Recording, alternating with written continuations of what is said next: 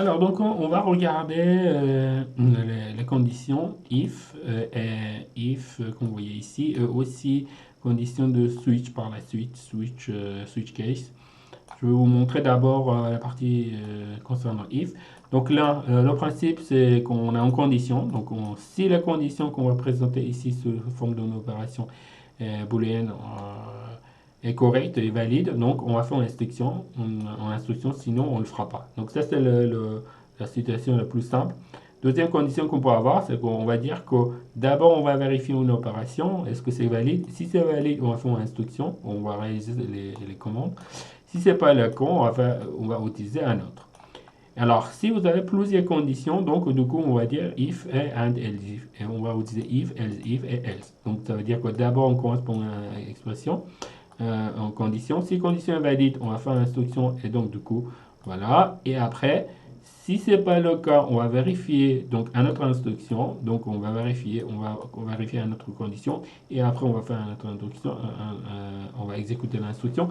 Par la suite, on va regarder si c'est pas ni l'un ni l'autre, si c'est pas le premier cas, c'est le deuxième cas, on va laisser l'instruction qui est présentée ici. Donc vous pouvez avoir plusieurs instructions.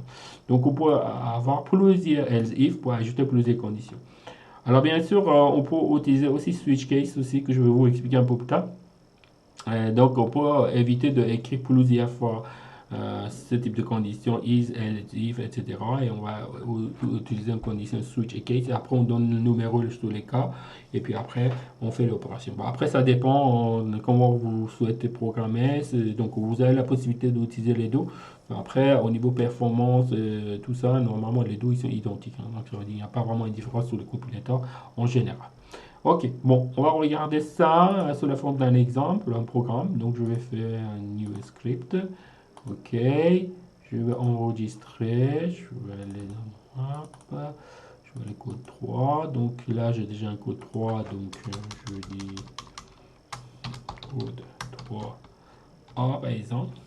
Copier, je dis ok. Donc j'entends le code, donc ici all pour nettoyer tout, CLC, ok. Et maintenant, je checker une condition, par exemple, j'ai écrit un petit programme, je dis A égale par exemple 10.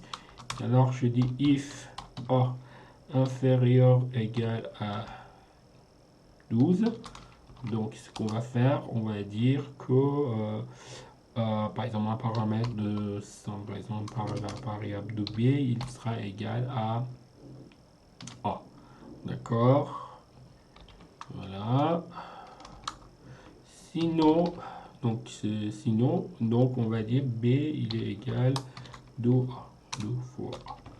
Voilà, et après on dit end, et puis c'est terminé. Donc on voyait ici, if il est présenté en bleu, comme vous voyez ici, et les commandes sont bien affichées ici. Donc vous avez le A qui est 10, donc je le mets comme ça, voilà, et après vous avez le B, donc si A est inférieur à 12, donc on va avoir B égale A, sinon on va avoir B égale 12. On va tester ça, d'accord. Donc j'enregistre le fichier, j'exécute, donc bien évidemment, la valeur que je vais voir ici, ça doit être 10, puisqu'en fait, A il est inférieur à 12. Donc on va voir cette condition là. Et donc maintenant, si je change par exemple ici, je dis c'est 20, et si je l'exécute, donc vous voyez que la valeur 40 est affichée, bien évidemment, parce que le programme il a utilisé ces conditions. Donc ça c'est if, ça c'est else, ça c'est end. Alors bien sûr, si par exemple vous avez d'autres conditions, par exemple vous voulez dire ah il est inférieur de 12, mais s'il n'est pas supérieur à 12, je vais ajouter d'autres conditions, donc je peux ajouter else if, etc.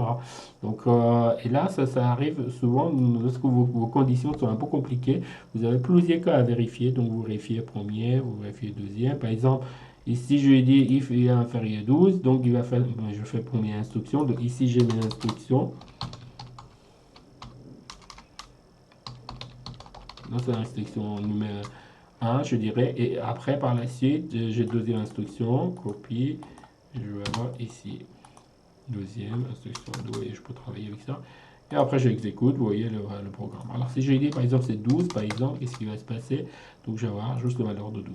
Voilà, parce que A est égal à 12. Donc, alors d'autres choses que vous pouvez avoir ici, vous pouvez ajouter plusieurs conditions ici aussi. Donc là, on peut voir lorsqu'on fait des programmations, on fait des exercices, on va voir ces aspects-là. Voilà. Donc ça, c'est typiquement ce que vous pouvez faire avec if, else, comme je vous ai montré ici. Donc ça je ne l'ai pas fait cet exemple-là, mais c'est très simple. Donc on a fait cet exemple-là. Mais après, vous pouvez avoir encore plusieurs exemples ici, plusieurs situations, et ajouter encore une opération booléen ici, hein. Donc d'accord, c'est possible. Donc ça veut dire qu'on pourrait ajouter un else if avec une condition et après on vérifie et on fait le travail avec. Bon, on va rester plutôt sur on regarde plutôt un exemple simple pour voir comment ça marche. Un exemple compliqué, on va voir lorsqu'on fait les codes par la suite.